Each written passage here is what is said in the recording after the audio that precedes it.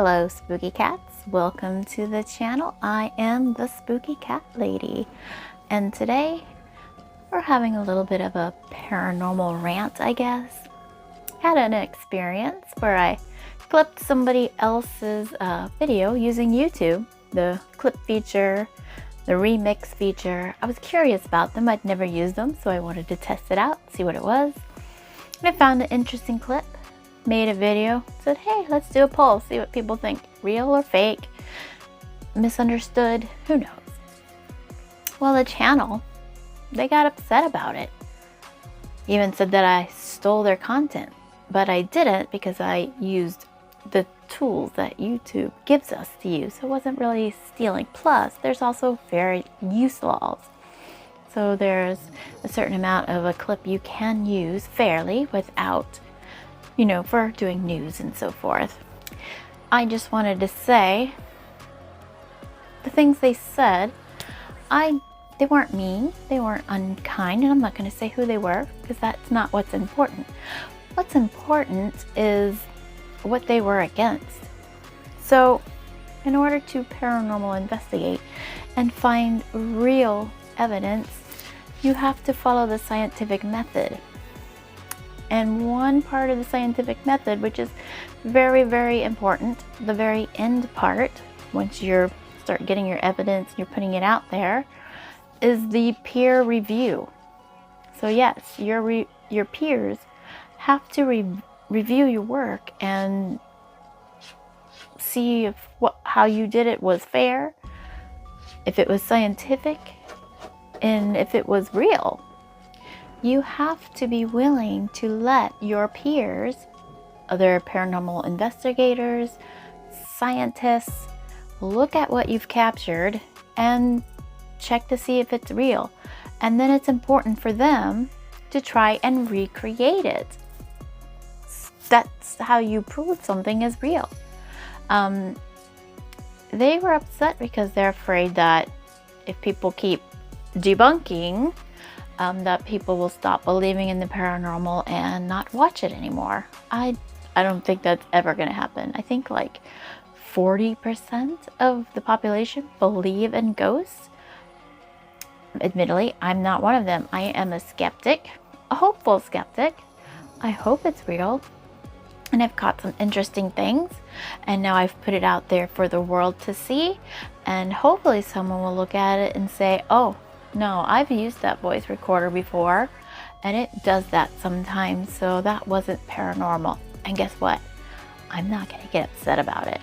I'm going to be happy because now I know, well, back to the drawing board, back to investigating. Let's try something else. Obviously, this technique doesn't work. Like right now, we're using all the normal paranormal stuff that you see in the shows and stuff like that.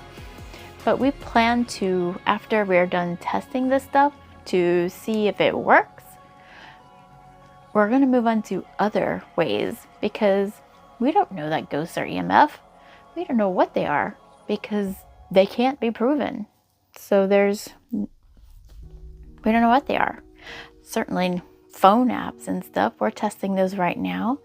We use them. We are documenting every response, whether it was relevant, irrelevant, random, and then we're gonna do some statistical information. And we do this in haunted places, and we do this in non-haunted places. And guess what? So far, the statistics show no difference, whether it's haunted, whether it's not haunted. Now that could say this whole idea that some places are haunted and some places aren't is a bunch of crap. Maybe everywhere is haunted because people die everywhere. People have died everywhere. So everywhere would be haunted. Or it proves that the apps don't work because wouldn't there be more relevant answers in a haunted places than a non-haunted place? Well, that's not what our data is showing so far. But that's what I'm saying. You gotta test stuff. You can't just say, yep, that's a ghost. Yep, that's a shadow person.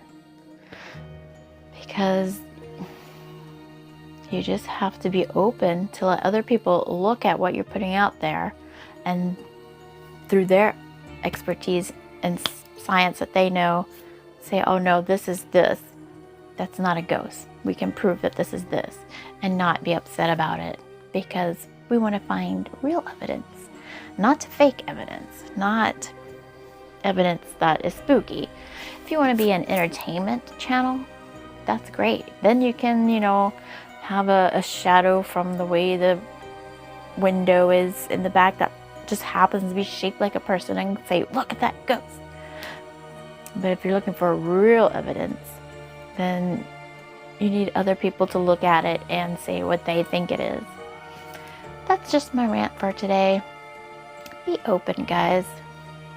You can't be upset when somebody thinks, they look at it and, like, I used to be a professional photographer.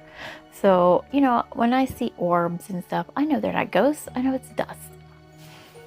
And the only way I'm ever going to believe in an orb is if it does something intelligent and not just floats by. It's got to do something intelligent to be a ghost orb.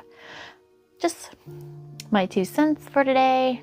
And yeah, I just wanted to say that we got to be scientific about this. We have to have our peers review what we are creating, to double check our findings, to recreate what we have created, to prove that it is real. So if somebody else can go to a location and capture the same thing, then maybe it's real. Or maybe they'll prove what it really is. Have a good day, guys. Bye.